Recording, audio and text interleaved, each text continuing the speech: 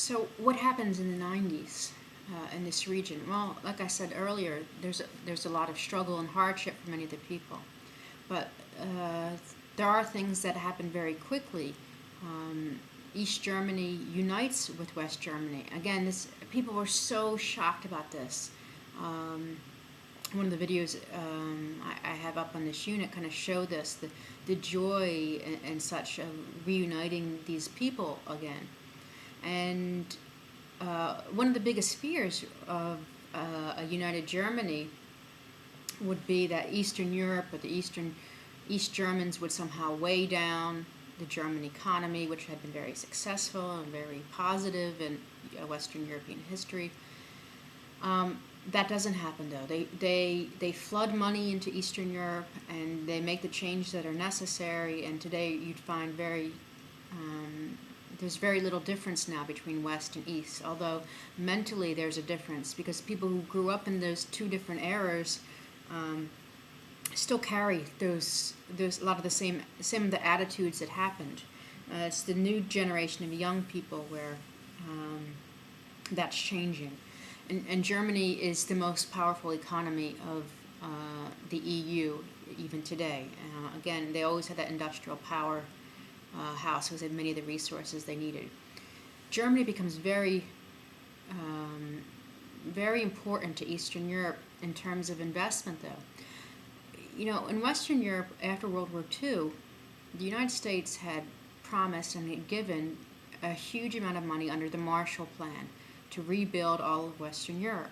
And many people believed that when Eastern Europe fell, they would do the same thing, that they would pour money into Eastern Europe, rebuild these economies, help support democracy, help integrate Eastern Europe with Western Europe. It didn't happen.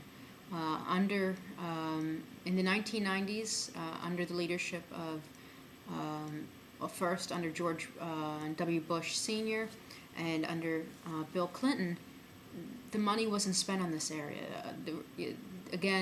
The focus was somewhere else. They fell, and people were like, oh yeah, they have democracy, and no one's really paying attention again to Eastern Europe, which was really surprising because so much attention had been focused for all those years during the Cold War about the freedom of these people, and the money wasn't there to support it. What the U.S. did send was advisors. That was the Eastern Europeans still joke about these advisors that come. They don't have any money in their pocket, but they're going to tell the people of Eastern Europe what they should do, how they should change their banking system, or how they should run production, or how they should market their products and such. And there was a lot of advice, but no money to back it up, is how many of the Eastern Europeans see it. There is, again, the importance of Germany, though, is seen in this area. Germany poured money into this area. German investment really led most of the rebuilding of Eastern Europe by putting car plants in Eastern Europe, and other manufacturing giants basically came in. And plus Germany just poured money into building hotels and vacation spots. And so the German economy is still, even today, tied up with the people of Eastern Europe. And it again harkens back to the 1920s and 1930s when the Depression hit. It was the German economy, which was in such poor shape, became integral to Eastern Europe. And again, after 1989, the German enterprise became integral into the rebuilding of Eastern Europe. Other nations that heavily invested in the Baltics, especially, was money came from Sweden, especially, and the Swedes gave advice and money to the Baltic nations. And today, there's really a trade bloc of the Baltic nations. There's a great amount of trade between Norway, Sweden, Finland, Estonia, Latvia, Lithuania, and those economies are very much tied up with each other. And the people of the Baltics saw themselves as Scandinavian mentally, and so they adopted the ways of the Scandinavians in terms of their almost everything, really, in terms of how their health systems are constructed, in terms of how education is given, training for businessmen, banking system, wholly adopted the Scandinavian way. which with great success really in this area, and very, very little corruption. So we can look at Finland and Estonia, where like when you rank corruption as being extremely low, if you ranked it from 0 to 100, Finland is the number one least corrupted nation in the world, and Estonia is very close to that, right across the way, whereas Russia is a very high number when it comes to corruption. So they adopted a whole kind of political and social system as well by adopting the Scandinavian way. Wasn't, everywhere there wasn't the same success though. Ukraine, one of the former republics, has widespread corruption and very slow growth. Belarus is probably in the bottom of the barrel with that. Yugoslavia, as you read, breaks up in the 1990s. 1992, 93, we see the first breakup of in the very western edge of Yugoslavia. Slovenia pulls away, becomes an independent nation, and Slovenia today is one of the most successful small nations in Europe. Croatia then goes to war. Another region of Yugoslavia goes to war with the Serbs, and the Croats and Serbs commit atrocities against each other. I was there during this conflict in 94, 95. I was once lost in Croatia during the war, and it was a terrible time for these peoples. Serbia then leads attacks against its Muslim population following the war with Croatia in the south. And this is when eventually NATO is going to get involved and bomb the Serbian government to stop the genocide that was happening in the Muslim-controlled areas of Serbia.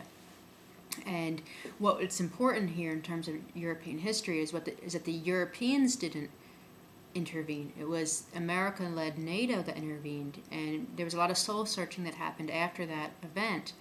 And the EU has since made a military kind of outreach of the European Union to handle problems such as this. And today, much of the occupation that happens in certain areas of the Muslim areas is conducted by EU forces today.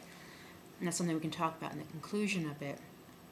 And so things didn't go all so well. Yugoslavia is where World War I began, and the 90s, the century ends with Yugoslavia as well. So, and we begin with ethnic conflict for a united Yugoslavia, and we end with the opposite, for a divided Yugoslavia. So there's these ethnic struggles that are still part of Europe, and they're part of much of the world today. In the 90s, we see the rise of the Basque separatist movement in Spain. In the 80s, the 70s and 80s is a terrible time in Northern Ireland, which you saw the one video for in this unit, for the Catholic Northern Irish population to break away from Great Britain. In the 1990s, a peace is going to be negotiated eventually, and those troubles, what they call the time of troubles, seem to have quieted, and we hope that they will stay quiet.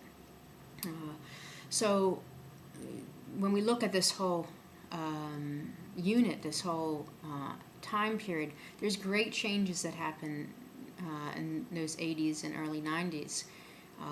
And those changes are still important today, and how the Eastern Europeans integrate with the Western Europeans is important. And eventually, following this century, in the 2000s, 2000 through 2008, many of those same nations will eventually join the EU. And again, I'll talk a little bit about that in the conclusion, and you'll get ready for your final essay, but we don't have time to go on to 2008. The century ends with a united Europe for the first time, with the end of empires, but new political and economic forces uniting them in new ways under the European Union. And we'll end the lectures here. In the conclusion, I'll get you ready for the final exam, and that's it.